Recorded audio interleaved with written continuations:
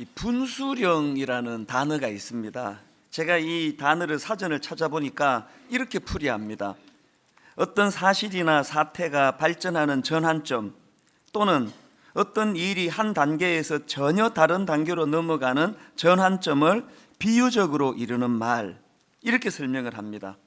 또 그런가 하면은 우리말 중에 이 분기점이라는 단어가 있습니다. 이 단어는 이런 뜻을 가지고 있습니다. 사물의 속성 따위가 바뀌어 갈라지는 지점이나 시기, 이것을 이제 분기점이라고 하는데요. 우리가 이 땅을 살아가다가 보면은 우리 개인의 삶 속에도 어떤 분수령 혹은 분기점이라고 하는 사건을 만날 수가 있고, 또 역사적으로도 이 분기점 또 이 분수령 이런 것들을 설명하는 일들이 많이 있었던 것을 알 수가 있습니다. 예를 들면은 사도 바울에게 있어서 다메섹 도상에서 주님을 만난 사건, 이 사건은 바울의 인생을 완전히 뒤집어 놓는 삶의 분기점, 전환점을 가져다 주는 그런 사건이라고 말할 수 있지 않습니까? 그런가 하면은 우리나라 역사를 가지고 이 분수령을 설명을 할 때 꼭 등장하는 것이 그 이승계 장군의 위화도 회군. 이 위화도 회군이 만약에 없었더라면 우리나라 역사가 완전히 바뀌었을 거 아닙니까? 조선시대 자체가 없었을 것이고요. 그래서 이 위화도 회군이라고 하는 이 사건은 우리나라 역사를 바꾸어 놓는 분수령이 되었다, 혹은 분기점이 되었다, 이렇게 설명할 수 있는 사건입니다. 제 개인적으로 누가 물으신다면, 저는 전 가족이 이제 이민을 갈 때까지는 제 의지가 하나도 없었습니다. 가족들이 다 간 거기 때문에 전 가족 이민을 갈 때까지는 그런 타의에 의해서 갔지만, 제가 이제 시민권을 반납하고 한국으로 되돌아온 이 사건, 이건 제 인생의 분기점, 분수령을 이루는 결단이었다, 이렇게 말씀을 드릴 수가 있습니다. 여러분들에게는 이런 그 분수령 혹은 분기점이라고 하는 그런 사건이 혹시 있었는지 모르겠습니다. 제가 왜 오늘 말씀을 이렇게 시작하는가 하면은, 지금 방금 읽은 오늘 본문 사도행전 1장 6절부터 14절 말씀이 이 기독교 역사에 있어서 진짜로 중요한 분수령 혹은 분기점이다, 이렇게 말할 수 있는 사건이기 때문에 그렇습니다. 지금 오늘 본문에 어떤 내용이 담겨져 있습니까? 예수님께서 이제 부활하셔서 승천하시는 상황이에요. 이 제자들은 이 땅에서 예수님과의 이제 이 만남이 더 이상 이루어지지 않습니다. 이것이 제자들에게 얼마나 이게 불안하고 또 두려움을 가져다 주는 일이었겠습니까? 사복음서에서 보여지는 그 제자들의 모습은요, 예수님 없으면 오합지졸 아닙니까? 무기력하기 짝이 없는 그런 모습을 보여준 사람들이 제자들 아닙니까? 우리가 잘 아는 마태복음 17장에 나오는 그 변화산 사건 아시잖아요. 예수님이 베드로, 야고보, 요한 이 세 제자를 데리고 이제 변화산에 다녀오셨는데요, 주님께서 다녀와 보니까 예수님 없이 지냈던 나머지 제자들이 이거 말로 다 할 수 없는 그 부끄럽고 수치스러운 자리에 빠져 있는 겁니다. 이 어떤 상황인가 보니까, 자, 마태복음 17장 15절을 보십시오. 주여, 내 아들을 불쌍히 여기소서. 그가 간질로 심히 고생하여 자주 불에도 넘어지며 물에도 넘어지는지라. 내가 주의 제자들에게 데리고 왔으나 능히 고치지 못하더이다. 예수님이 안 계시니까 이렇게 무기력한 모습을 보여서 부끄러운 자리에 빠지던 사람들이 예수님의 제자들인데, 이제 그 예수님이 승천하시고 더 이상 그들 곁에 계시지 않는다는 이 일은 아마 그 제자들에게 말로 다 할 수 없는 불안과 두려움을 가져다 주는 그런 일이라고 저는 생각합니다. 그렇게 불안해하던 제자들에게 예수님이 8절의 대안을 주시지 않습니까? 오직 성령이 너희에게 임하시면 너희가 권능을 받고 예루살렘과 온 유대와 사마리아와 땅 끝까지 이르러 내 증인이 되리라 하시니라. 그리고 9절에서 이 말씀을 마치시고 그들이 보는데 올려져 가시니 구름이 그를 가리어 보이지 않게 하더라. 제가 왜 이 본문 말씀을 기독교 역사의 분수령 혹은 기독교 역사의 분기점이라고 말씀을 드리는가 하면은요, 지금 이 제자들의 앞길에는 두 갈래 길이 놓여 있는 거예요. 이제 더 이상 예수님이 존재하지 않는 이 땅에서 더 이상 예수님의 영향을 받을 수 없는 그런 상황 속에서 그 변화산 사건이 일어났을 때와 같은 참 부끄럽고 수치스러운 자리로 빠져가지고 이제 완전히 예수님 없는 부재 상황이 영적 암흑기로 그렇게 이것이 연결되거나, 아니면 또 다른 한 길이 뭘까요? 예수님이 주신 대안, 예수님이 주신 약속, 이제 주님이 하신 약속대로 성령님과 더불어서 새로운 차원의 영적인 부흥을 맞이하거나, 이 두 갈래 길이 지금 놓여져 있는데, 이 분기점에서 제자들은 진짜 위대한 결단을 내립니다. 저는 이걸 위대한 결단이라고 표현하는데요, 그 상황에서 제자들이 했던 일이 뭔가 하니까 14절입니다. 여자들과 예수의 어머니 마리아와 예수의 아우들과 더불어 마음을 같이하여 그 다음에 오로지 기도에 힘쓰더라. 저는 여러분 이 한 표현이요, 오로지 기도에 힘쓰더라, 그 상황에서 제자들이 보여주었던 이 한마디가 기독교 역사를 바꾸어 놓았다고 저는 생각을 합니다. 왜 그러냐 하니까 이 14절에서 보여준 오로지 기도에 힘쓰더라는 이 한 표현이 이것이 초대교회 태동의 모체가 되었고요, 그리고 이것이 이제 이후에 성령님의 강한 역사와 초대교회 부흥으로 연결되는 시발점이 된 거예요. 초점이 된 거예요.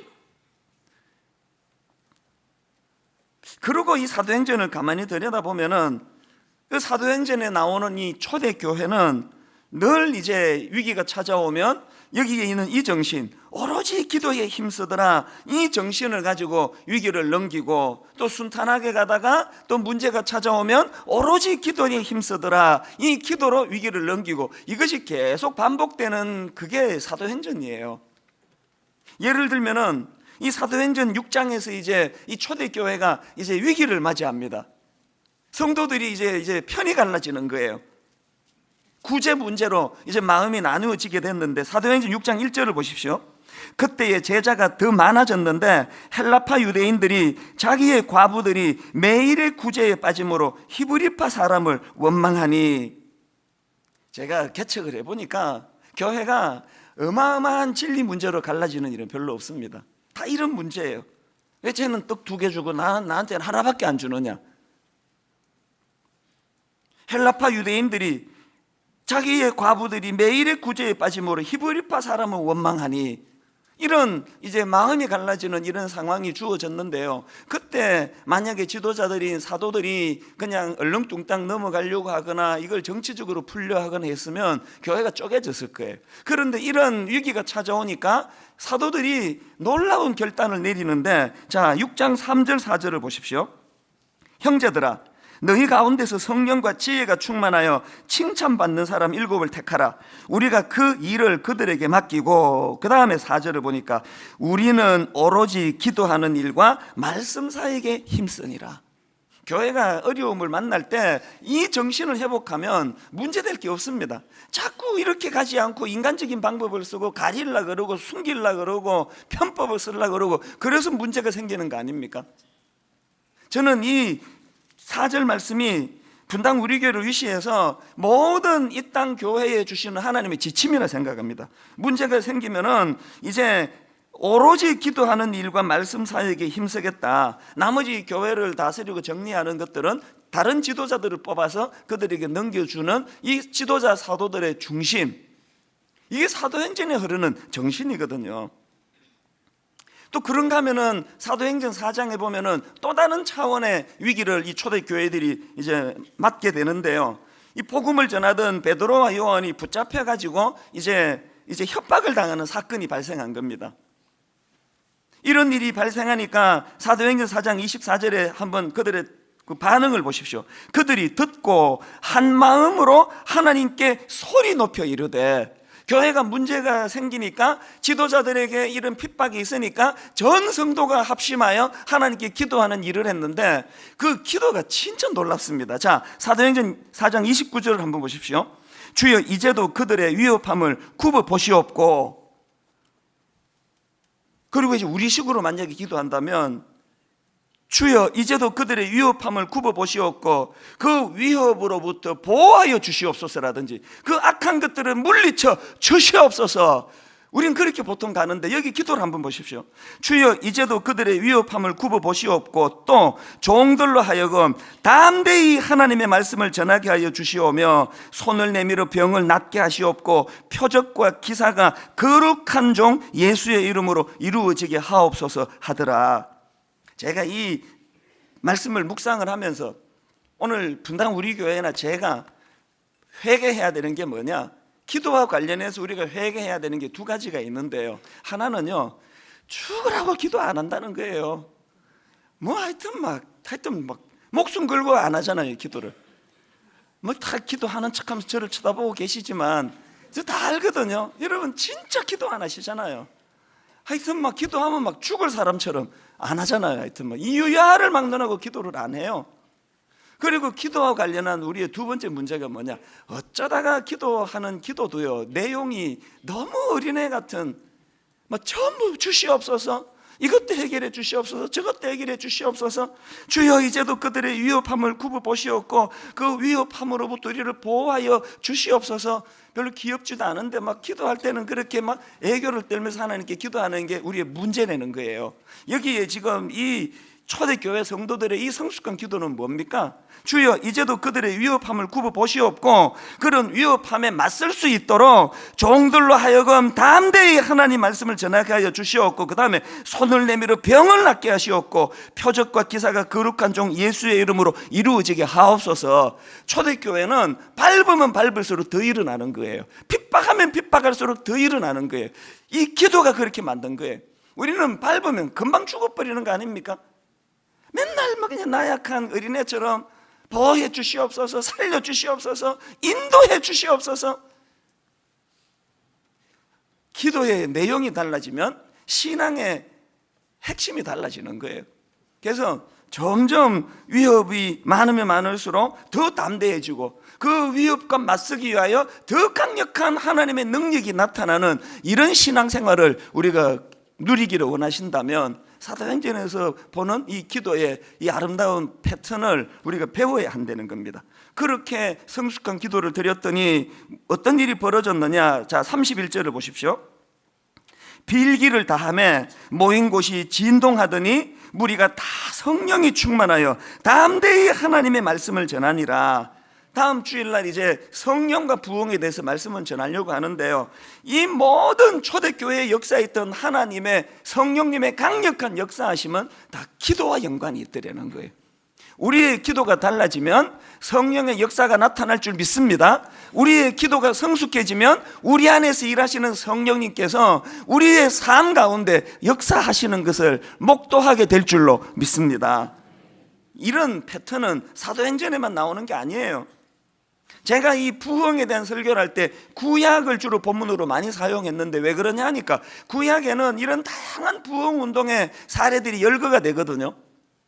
예를 들면 사무엘상 7장에 기록되어 있는 미스바에서의 부흥 사건이라든지 또 느헤미야 8장에 나오는 수문앞 광장에서의 부흥이라든지 거기 보면은 공통점이 뭐냐, 말씀이 먼저 나오고 말씀을 깨닫고 난 사람들이 기도하는 자리로 나가는 거예요. 이 말씀과 기도와 말씀의 조화가 항상 부흥의 두 요소들이라는 겁니다. 성경에만 그런 게 아니고요, 기독교 2000년 역사 가운데 일어났던 우리 평양 대부흥을 위시해 가지고 모든 부흥 운동과 부흥의 역사에는 이 말씀과 기도가 세트로 같이 등장하는 거예요. 이 기도라는 것이, 이걸 인간적인 관점으로는 기도해서 부흥이 일어났다 이렇게 말씀드릴 수 있지만, 이걸 하나님의 관점으로 동전의 양면처럼 뒤집어 말씀을 드리자면 하나님께서는요, 우리 인생이나 우리 역사나 할 것 없이 우리 삶의 중요한 분수령 혹은 우리 인생의 분기점을 가져다 주는 사건을 맞닥뜨리게 할 때 주님은 꼭 기도하게 하십니다. 기도를 통해서 분수령이 일어나는 거예요. 예를 들면은 지금 분당 우리 교회가 그 좋은 사례인데요, 저는 처음에 이런 하나님의 뜻을 몰라가지고 상가 한 70평 얻어가지고 교회를 개척하려고 했는데 하나님께서는 너무나 큰 꿈을 가지고 분당 우리 교회를 바라보셔가지고 이제 그 상가보다는 이 송림 중고등학교를 주님이 예비해 두신 거 아닙니까? 여기가 여러분 땅이 10,000평입니다. 우리나라에서 이 중고등학교 10,000평 갖는 거 이런 경우가 많지 않습니다. 그런 하나님의 그 계획을 종이 모르니까 그 상가 얻어가지고 그렇게 하려고 하니까 하나님께서 인근에 계시는 목사님을 통해 가지고 역사하심으로 말미암아 거기서 쫓겨나고 그렇게 해서 여기 들어온 거 아닙니까? 근데 여러분 한번 생각해 보십시오. 하나님이 기왕에 그런 계획을 갖고 계셔서 우리를 인도하셨다면 요즘 애들 말로 그냥 쌈박하게 그냥 팍 주시지. 얼마나 이걸 질질 끌었는지 압니까? 몇 달 동안에 이거 피가 마르듯 피가. 될 듯 말 듯 될 듯 말 듯 그러니까요. 그 사실 저는 저희 아버지가 그 금식 기도하다가 돌아가셨기 때문에 난 그 트라우마가 있어가지고 어지간하면 저는 금식 안 합니다. 그냥 먹으면서 기도해요.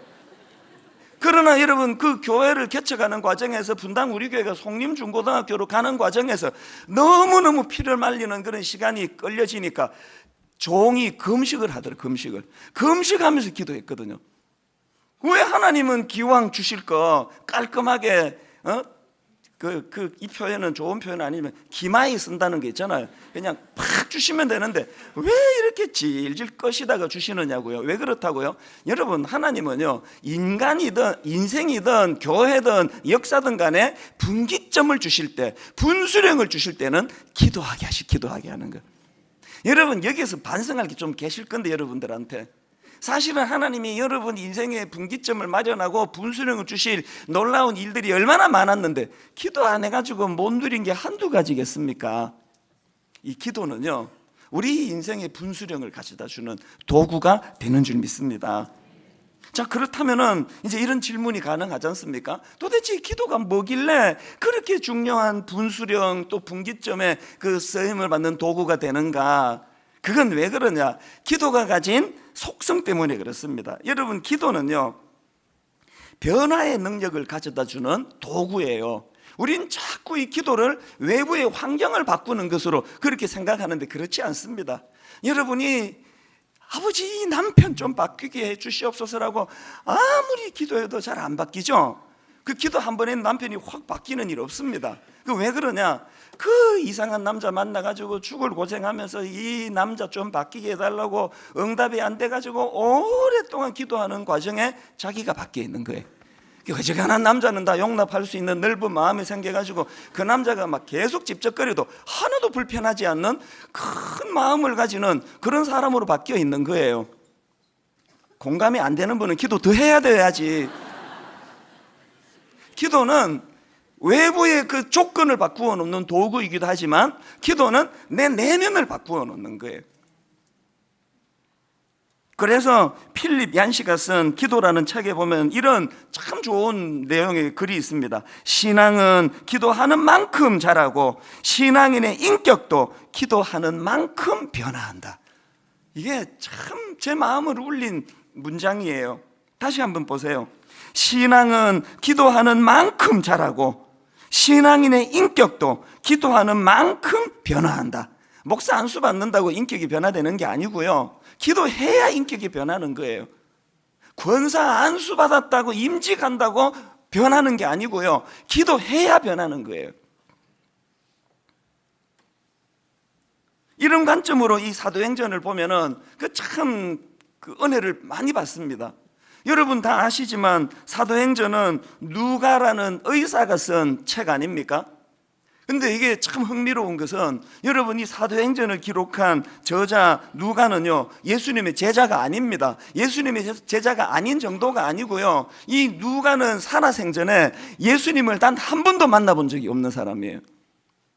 더 놀라운 것은 누가는 유대인이 아니라 이방인이에요. 그래서 요즘으로 말하자면 누가는 당시에 주님과 동고동락했던 기라성 같은 사도들에 비하면 누가는 초신자라고 할 수 있습니다. 직업이 의사거든요. 의사로서 이제 사도 바울의 선교 여행에 이제 주치의처럼 그렇게 이제 동행했던 사람이 누가인데요. 이 초신자 같은 누가가 초대교회에 그 복음의 역사가 일어나는 것을 보니까 이게 너무나 놀랐거든요. 인격이 변하고 가정이 뒤집어지고 삶의 변화가 일어나고 역사가 일어나니까 이 초신자 의사 누가가 어떻게 이런 일이 가능한가? 의사니까 뭐 얼마나 분석력이 좋았겠습니까? 분석을 해보니까 자기가 발견한 게 뭐냐? 기도가 그 원인이 기도가 기도 중에도 예수님의 기도를 배우고 예수님의 기도를 닮은 이것이 사도들과 초대교회의 능력의 원동력이 되었다. 그래가지고 여러분 그 누가가 쓴 책이 사도행전 말고 하나 더 있죠? 그 다 아시죠? 여러분이 알 수밖에 없도록 제가 질문을 던질게요. 누가복음은 누가 기록했습니까? 다 아시네요. 누가가 기록했습니다. 그래서 누가복음하고 사도행전은 누가가 기록한 그 두 권의 책인데요. 누가복음의 특징이 뭔지 아십니까? 사복음서는 예수님의 각각 다른 그 행적을 각각 다른 시각으로 쓴 책 아닙니까? 그런데 누가복음은요, 예수님의 그 기도 생활, 예수님의 기도하시는 모습이 많이 기록되어 있는 게 누가복음이에요. 다른 사복음서 중에 나머지 세 성경에는 생략되어 있는 누가복음에만 기록되어 있는 예수님의 기도하는 모습이 많이 나오는 게 누가복음이에요. 누가복음의 특징은 예수님의 기도하는 모습과 그럼에도 절대로 기도 안 하는 제자들의 모습이 대비되어 있는 게 누가복음이에요. 그런가 하면은 사도행전으로 가서는 드디어 이 제자들이 이제 아까 그 분수령, 그 분기점, 모여 기도하는 그 일을 통해 성령님의 강력한 역사를 경험하고 그들이 예수님에게 배운 기도를 사도들이 행하기 시작하는 그것으로 말미암아 사도들의 기도가 많이 기록되어 있는 게 또 사도행전이에요. 뭘 알 수 있는지 뭐 눈치 빠른 분 다 아시겠죠? 기도가 사도행전의 그 다이나믹하고 그 놀라운 변화의 원동력이더라는 것입니다. 그래서 이제 우리가 이런 사도행전의 정신을 인식을 하고 우리가 정말 이 기도에 관심을 좀 가져야 되는데요. 중요한 건 뭐냐? 우리가 기왕에 하나님께 기도한다면 그 우리 기도가 이 능력 있는 기도가 되기 위해서 그럼 어떻게 하면 좋으냐? 두 가지로 제가 정리를 해보았는데요. 여러분, 첫째로요, 우리가 드리는 기도가 능력의 도구가 되게 하려면 이 기도를 인격체 대신 하나님을 인정해 드리는 행위로 이해해야 된다는 거예요.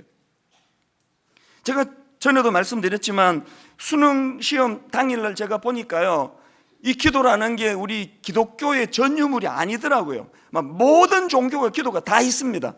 불교에서 기도는요, 우리의 정성하고는 이 비교가 안 됩니다. 우린 그냥 앉아서 그냥 허리만 이렇게 흔들고 기도하지만 불교 신자들을 보니까 그냥 섰다가 앉았다 엎드렸다 관절 다 나갈 것 같아요. 얼마나 정성껏 기도하는지 모릅니다. 어떤 사람은 달 보고도 기도하고 물 떠놓고도 기도하고 나무 보고도 기도하고 모든 종교가 기도가 다 있더라고요. 다 주시옵소서요. 다 주시옵소서. 그러나 여러분, 이 모든 다른 종교하고 우리 기독교와 기독교만의 기도와 관련한 우리 기독교만의 독특성이 뭐냐? 모든 종교의 기도가 있지만 그 다른 종교들에게는 자기들이 믿는 신과 인격적인 교제는 없습니다. 달 보고 빌기는 하지만 달과 교제하지 않습니다. 나무 보고 빌기는 하지만 나무와 인격적인 교제할 수 없다는 거 자기들도 다 알아요. 우리 하나님은 인격을 가지신 하나님이에요. 우리와 교제하기를 원하세요. 그리고 모든 인격을 가진 존재는 자기를 존중해 주기를 원하거든요. 여러분, 우리가 하나님 앞에 죄를 많이 짓잖아요. 성적으로도 죄를 짓고 거짓말로 죄를 짓고 남을 해하기도 하고 별의별 죄를 다 짓지만 하나님의 관점으로 그 죄들 중에 가장 악한 죄가 뭔지 아십니까? 하나님을 피조물이 나무 취급하는 거, 달 취급하는 거, 물 취급하는 거. 언제 그런 일이 가능합니까? 달라고 요구할 때 말고는 하나님과 교제할 생각을 안 하는 거, 이게 가장 악한 일이에요. 하나님이 나무입니까? 하나님이 달입니까? 하나님이 인간이 만든 어떤 주물을 가지고 만든 어떤 형상입니까? 돌 깎아 만든 어떤 형상입니까? 하나님이 인격. 교제하기를 원하세요. 인정받기를 원한. 기도를 그냥 주시옵소서 하고 구할 때 말고는 전혀 기도를 쓰지 않는 거, 이게 우리 신앙의 근본적인 침체 원인이라는 거예요. 제 딸아이가 이제 삼수를 거쳐가지고 드디어 올해 이제 자기가 원하는 대학을 들어갔습니다. 이 과정에서도요, 그 하나님의 일하심이 진짜 놀라웠습니다. 이 애의 그 교만을 다 꺾으시고 납작 엎드리게 만드시고 나중에는요, 원서 써놓고요, 막 새벽 기도를 나오는 게, 새벽 기도를 막 자진해서 새벽 기도를 나오는데 그 정성은 눈물겹습니다.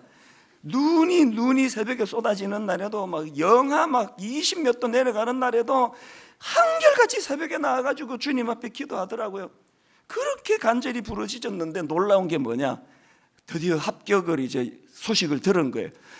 자기가 원하는 대학교 합격 소식을 오늘 오후에 듣고 내일 새벽부터 끊더라고요. 새벽기도 안 나가요, 더 이상. 그래서 제가 밥 먹다가 한번 내가 좀 지적을 했습니다.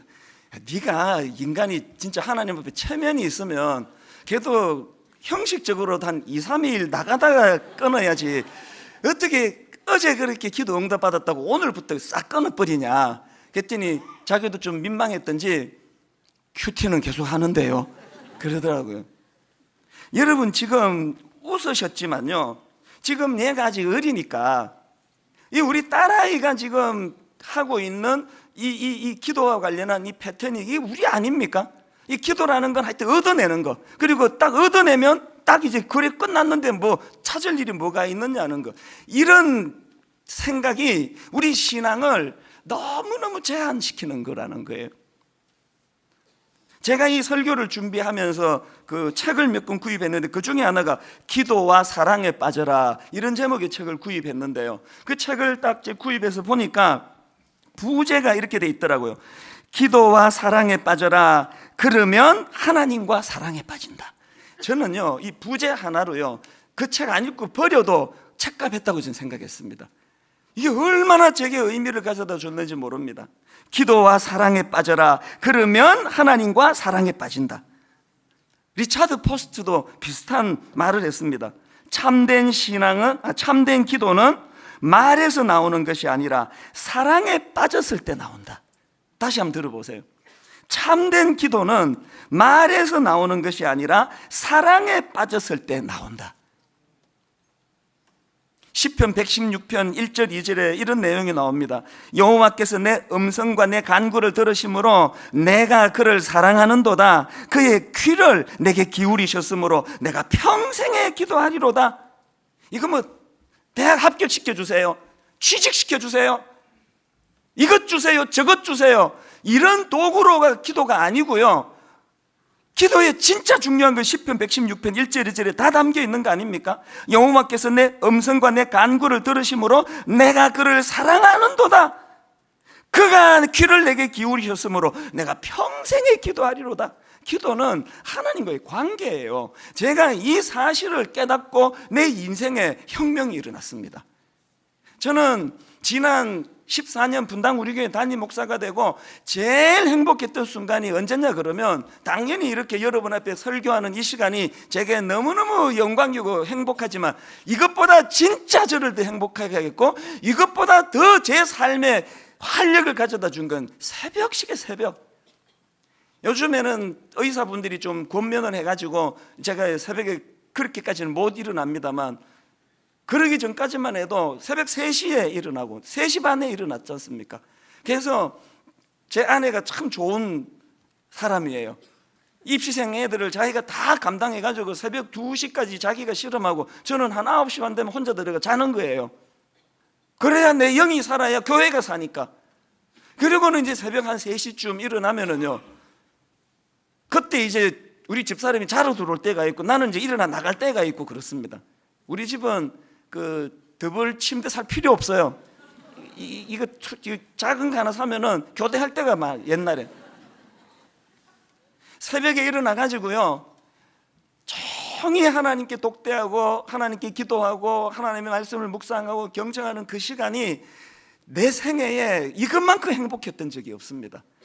어제 그냥 어떤 성도가 막 속을 뒤집어 놓고 억장이 무너지는 이런 일을 경험하고 막 영적으로 죽을 것 같이 엉금엉금 기어가지고 집에 들어가고 이렇게 내가 어떻게 은퇴할 때까지 이렇게 살 수 있겠나, 나 자신이 없다, 그렇게 하고 잠자리에 들어갔는데 짧게 숙면을 취하고 새벽에 일어나 하나님 앞에 독대하는 시간을 가지면 하나님이 치유해 주시는 거예요. 네 마음 내가 다 안다, 싸매어 주시고 어제 제가 우리 부목사님한테 좀 무리하게 이렇게 그 잔소리를 한 거 상기시켜 주시면서 꾸지람을 주시고, 네가 나이가 더 많다고, 네가 담임 목사라고 부목사에게 비인격적으로 대하는 건 옳은 일이 아니야, 회개하게 하시고, 그래가지고요 제가 우리 부목사님들 앞에 공개적으로 사과한 적이 몇 번이나 있습니다. 내 잘못했다고. 여러분, 우리가 그냥 뭐 얻어내는 도구로서의 기도가 아니라 정말 하나님과 인격적인 교제를 나누는 대상으로, 그래서 그렇게 새벽에 일어나 눈 감고 하는 이 기도도 중요하지만요, 내 삶에서 더 기쁘고 행복한 건 눈 뜨고 하는 기도예요.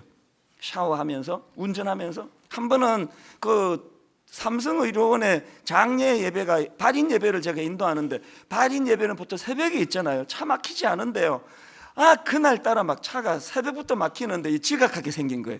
그 남의 장례식에 집례하는 목사가 그 지각하면 되겠습니까? 그러면 눈 뜨고 하나님께 기도하는 거예요. 하나님, 제가 잘못했습니다. 다음부터는 정말 내가 일찍 나가겠는데 어떻게 해서든 오늘 이건 수습해야 되는 거 아닙니까? 지각하지 않도록 주님 좀 도와주시기를 원합니다. 차 키를 찾는데 어떨 때 키가 막 시간대 나가야 되는데 차 키를 못 찾으면 눈 뜨고 기도하는 거예요. 인격적인 분이시니까. 하나님, 내가 지금 빨리 가야 되는데 이 키를 내 다음부터는 꼭 내 일정한 데 두겠는데 오늘만 좀 찾게 해주세요. 이 인격적인 교제거든요. 저희 집사람이 한 몇 년 전에 저보고 그러더라고요. 자기는 신혼 때보다 지금이 훨씬 더 행복하대요. 난 제가 그 말에 격하게 동의했습니다. 나도 그렇다고. 막 그냥 짜릿짜릿하던 감정이 뜨겁던 신혼보다 지금이 훨씬 좋은 건요, 저하고 제 아내 사이에, 제 아내와 저 사이에 하나님이 개입하는 법을 배웠거든요. 제가 아내에게 상처를 주면 제 아내는 하나님께 일러 바쳐요. 제가 우리 집사람에게 섭섭하면 하나님께 일러 바쳐요. 저는 여러분이 너무 아름다운 이 기도라는 도구, 시편에 나와 있는 이 다윗의 모습을 보세요. 시편을 보면 인간의 희노 애락이 다 담겨 있는 거 아닙니까? 좋은 것만 기록한 거 아니에요. 하나님께 막 섭섭한 이야기 다 하고, 너무하신 거 아닙니까? 하나님, 도대체 어떻게 나한테 이럴 수가 있습니까? 좀 복수 좀 해주세요, 저 인간 저거. 막 이런 감정이 막 그대로 다 나오는 게 시편이에요. 이게 기도예요. 그런가 하면은 두 번째로, 여러분, 기도가 능력의 도구가 되게 하려면은요, 이 기도를 하나님에 대한 전적 의존의 문제로 이해하셔야 된다는 겁니다. 이 무슨 말씀인가 하면 오늘 본문 14절을 다시 한번 보십시오. 여자들과 예수의 어머니 마리아와 예수의 아우들과 더불어 마음을 같이하여 오로지 기도에 힘쓰더라. 여러분, 여기 나오는 오로지 기도에 힘쓰더라, 이 표현은요, 이것밖에 할 수 없는 상황이 제자들이, 이 말고는 할 수 있는 게 아무것도 없는 일이에요. 기도는요, 오로지 기도에 힘쓸 수밖에 없도록 전적으로 하나님만 의지할 수밖에 없는 상황을 이해하는 사람만이 할 수 있는 게 기도입니다. 여러분, 우리나라 기독교가 처음에 들어왔을 때 이 술, 담배를 금지시켰지 않습니까? 이게 성경에 있는 얘기가 아니고요, 우리나라 기독교 초기에 선교사님들과 이제 그 지도자들이 그렇게 합의를 본 거예요. 나 어릴 때는 진짜 그게 야속하더라고. 괜히 그 술 못 마시게 해가지고 대학 가서도 이게 불편한 게 한두 가지가 아니고, 더군다나 이게 이 설교 준비를 이렇게 할 때요, 이게 설교가 이게 막 집중해야 되는데 안 풀릴 때가 있거든요. 어떨 때는 문장 하나를 놓고요 1시간을 씨름할 때가 있습니다. 이게 안 풀려가지고, 이게 풀릴 듯 말 듯 막 너무너무 답답한데, 그때 작가들 얘기 들어보니까 바로 그때 담배 한 대 딱 피면은 아이디어 팍 토론되는 거예요. 근데 몇 번 그 생각을 했어요. 이럴 때 담배 한 대 딱 피면 영감이 또 올라가지고 설교 준비가 잘 된다면 뭐하러 담배를 이렇게 금지했느냐. 여러분, 그런데요, 제가 깨달은 게 뭔지 아십니까? 그래서 담배는 금지해야 되는 거예요. 말씀이 안 풀려질 때 하나님의 도우심 말고 다른 힘을 빌리는 건 다 나쁜 거예요. 담배 힘 빌려서 떠오르는 건 안 되는 거예요. 술도 마찬가지 아닙니까? 목회가 얼마나 힘듭니까? 너무너무 좋은 분 100명에 이상한 놈이 하나씩 껴있는 게 목회거든. 막 너무너무 좋은 사람 사이에 진짜 이상한 사람이 하나씩 맨날 찔러대니까 목회 진짜 힘듭니다. 그렇게 괴로우면은요, 집에 가가지고 그냥 마누라하고 술 한잔 하면서, 아이 그 자식 그거 말이야, 이민 안 가나? 이러면서 막 술 한잔 하면은 스트레스가 다 풀릴 텐데 이 술을 못 하는 거야. 제가 발견한 게 뭔지 아십니까? 여러분, 그런 괴로운 일이 있을 때 하나님에 의해서 위로받지 않고 다른 무엇의 도움을 구하려는 시도는 다 악한 거예요. 그래서 술을 못 마시는 건 제게 축복이더라는 거예요. 만약에 우리 목회자들에게 술, 담배 허용했으면요, 아마 저 알코올 중독, 설교할 때 코가 빨개졌을 거예요. 기도는 하나님 말고 의지할 데가 없는, 하나님 말고 의존할 수 없는 상태임을 자각하는 사람만이 할 수 있는 도구인 줄 믿습니다. 딱 일주일 전이에요. 설교 준비를 새벽에, 저는 이제 초다툼이거든요. 메일이 한 통 온 거예요. 제가 잘 아는 여전도사님인데요, 깜짝 놀란 메일이 왔습니다.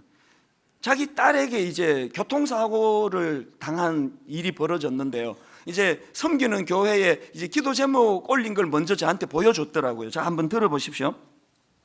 어제 저녁 퇴근길에 횡단보도를 건너다 교통사고를 당했는데 의식을 잃어서 경찰이 병원 응급실로 옮겼고 새벽 1시에야 깨어나 부모를 찾았네요.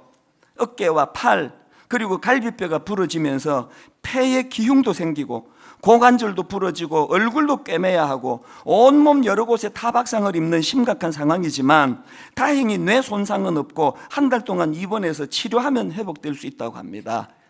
메일 위에 이제 이거를 이제 옮겨 주셨고요. 그 밑에 이제 저한테 편지를, 기도 부탁에 편지를 보낸 거예요. 한번 들어보십시오. 목사님, 수요 저녁 예배를 마치고 집에 돌아와 잠자리에 들었는데 새벽 12시 30분에 순천향대학병원에서 걸려온 한 통의 전화를 받고 놀라 달려갔습니다. 응급실에 누워있는 딸은 피투성이가 되어 차마 볼 수 없는 상황이었습니다. 남편은 눈물이 나는지 더 못 보더라고요. 딸은 엄마 미안해, 깨어보니 여기 있어요. 엄마 아빠를 다시 볼 수 있어서 너무 감사해요. 그러면 우는 것입니다. 저는 우는 딸에게 우리 예쁜 딸 이렇게 함께 얘기하고 볼 수 있어서 고마워. 나는 너를 천국 가서 보는 줄 알았다. 목사님, 사실 처음 전화 받을 때 속으로 주님 목숨만 살려주세요라고 기도했지요. 그랬는데 3일이 지난 지금은 폐의 출혈도 멈추었고 기흉도 빠지고 박은 호수도 빼고 폐도 정상으로 퍼지고 했다고 주치의가 폐 수술은 하지 않아도 된다고 하네요. 첫날은 공기가 차서 한쪽 폐가 심하게 찌그러져 호수 밖으로 피가 나오고 있던 상황이었거든요. 골절된 고관절과 팔은 수술을 하지 않아도 되지만 한 달 정도 누워서 안정을 취해야 하고 부러진 어깨만 수술 날짜 받아놓고 있습니다. 자, 그 다음 한번 들어보십시오. 병원에서 딸을 간호하며 100가지 감사 기도를 적게 되었습니다. 첫째, 하나님이 우리 아버지셔서 이 모든 일을 주관하시고 선하게 하실 주님임을 찬양합니다. 둘째, 큰 일이 행해지기 전에 꼭 거쳐야 하는 일이라면, 지금 이 교회적으로 큰 일을 지금 앞에 놓고 있거든요. 큰 일이 행해지기 전 꼭 거쳐야 하는 일이라면 다른 성도의 가정이 아닌 저희 가정이 감당하게 되어서 제일 감사했습니다. 관로하고, 성도님들의 가정이 이런 일을 겪었다면 제가 마음 아파서 어찌 볼 수 있겠습니까? 셋째, 29년 동안 딸을 통해 많은 기쁨을 주셨는데 또 이렇게 주님과의 깊은 스토리를 주셔서 감사합니다. 넷째, 엄마, 나 일상으로 돌아갈 수 있을까요? 계속 같은 자세로 꼼짝 못하고 누워있으니 허리가 너무 아파요. 그냥 서 있는 것, 가고 싶은 곳 가는 것, 볼 수 있는 것, 잊고 있었던 소중한 것들이 너무 많아요. 엄마, 이 딸아이가 병원에서 움직이지 못하니까 자기가 평상시에 누리던 모든 게 다 감사라는 걸 깨달았다는 거예요. 그것이 감사. 그리고 다섯 번째, 믿음의 공동체가 있어서 내 일처럼 한 마음으로 중보기도해 주시고 물심양면으로 사랑해 주시는 지체들의 섬김은 천국 생활이 이런 것이지 않은 평안과 기쁨을 주었지요. 이렇듯 현실 그대로 느낀 점을 한 줄 한 줄 써내려간 감사가 벌써 60가지가 넘습니다. 목사님, 새벽 3시에 갑자기 잠이 깨어 목사님 생각이 많이 났습니다. 지금은 주일 새벽 성도님들의 말씀 준비에 가장 심려를 기울이시는 시간이겠네요. 저도 너무 부족하지만 목사님 위해서 기도드려요. 여러분, 이분이요, 기도하는 분이거든요. 기도에 내공이 쌓여 있는 분이거든요. 기도하는 분이다 보니까 딸이 지금 그 만신창이가 된 교통사고에서도 절망으로 빠지지 않고 그 자리에서 60가지 감사 제목을 쓸 수 있는 내공, 이게 기도하는 사람에게 나오는 거거든요. 결론을 맺으려고 합니다. 기도는 이론을 쌓는 게 아니라 하는 거예요. 그래서 여러분, 저는 2주 전에 이 설교를 준비하다가 우리 교육관 구청의 기도실 전면 제가 이거를 공사 새로 하자. 그래서 지금 오늘부터 내일부터 공사 들어가면 3주 동안에 환기, 냉방, 난방, 또 안전 문제 보완, 그리고 개인 기도실, 여성 기도실, 남성 기도실, 중보 기도실, 구청에 이제 3주 뒤에 오픈할 거예요. 저는 분당 우리 교회가 그냥 말만 많이 떠들어대는 교회가 아니라 기도하는 교회가 되기를 바랍니다. 그래서 이 여전우사님처럼 위기가 찾아올 때, 놀라운 일이 일어날 때 절망으로 빠지지 않고 60가지 감사 제목을 써낼 수 있는 내공 있는 성숙한 신앙인들 되기를 바랍니다. 저는 오늘 이 찬양을 같이 부르기를 원합니다. 최근에 발견한 찬양인데 가사가 너무너무 은혜가 되더라고요. 화면으로 한번 보시겠습니까? 주여, 우린 연약합니다. 우린 오늘을 힘겨워합니다. 주 뜻 이루며 살기에 부족합니다. 우린 연약합니다. 2절도 주여, 우린 넘어집니다. 오늘 하루 또 실수합니다. 주의 긍휼을 구하는 죄인입니다. 그래서 우리는 주님만 바라봅니다. 이게 기도예요. 가사를 생각하시면서 또 우리의 삶을 돌아보시면서 오늘 말씀을 기억하시면서 함께 이렇게 찬양하기 원합니다. 주여, 우린 연약합니다. 주여, 우린 연약합니다.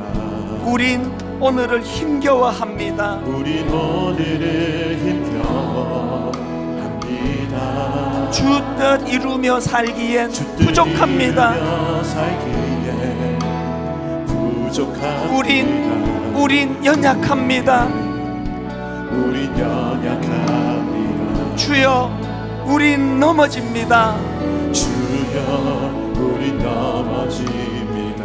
오늘 하루 또 실수합니다. 오늘 하루 또 실수합니다. 주의 긍휼을 구하는 죄인입니다. 주의 긍휼을 구하는 그래서 우리가 드릴 수 있는 이 한마디, 우린 주만 바라봅니다. 주만 바라봅니다. 이런 자들이 구하는 것, 한없는 주님의 은혜, 없는 주님의 은혜 온 세상 위에 넘칩니다. 온 세상 위에 넘칩니다.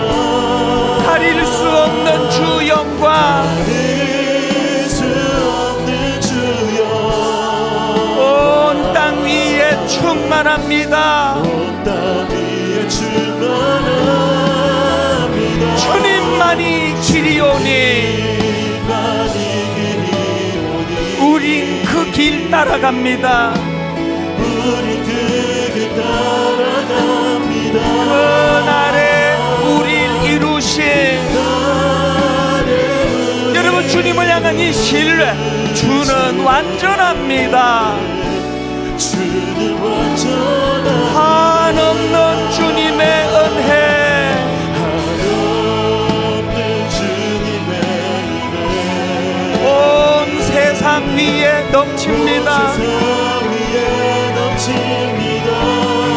가릴 수 없는 주 영광, 가릴 수 없는 주 영광 온 땅 위에 충만합니다. 온 땅 위에 충만한 주님만이 길이오니 많이 길이 오니 우린 그 길 따라갑니다. 우리 그 길 따라갑니다. 그날에 우릴 이루신 주는 완전합니다. 우리 다 자리에서 일어나셔서 한없는 주님의 은혜, 우리가 약하면 약할수록 온 세상 위에 넘칩니다. 세상 위에 넘칩니다. 가릴 수 없는 주 영광, 온 땅 위에 충만합니다. 여러분 이거 믿으십니까? 주님만이 길이오니 우린 그 길 따라갑니다. 그날에 우릴 이루신 주는 완전합니다. 하나님 사랑의 눈으로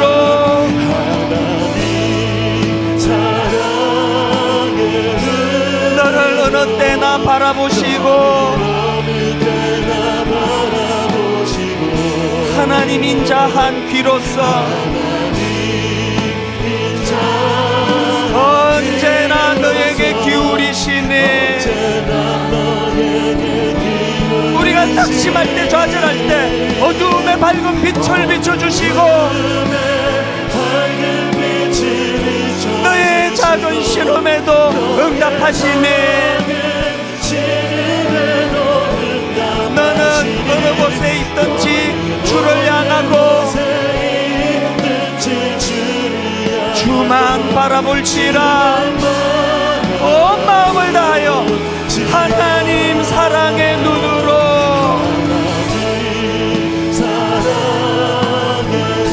너를 어느 때나 바라보시고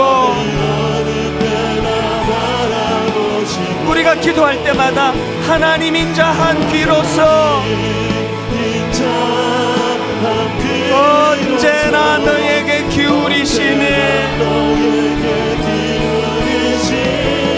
어둠의 밝은 빛을 비춰주시고 너가 고통할 때마다 너의 작은 신음에도 응답하시네. 너는 어느 곳에 있든지 주를 향하고 주만 바라볼지라. 주만 바라볼지라.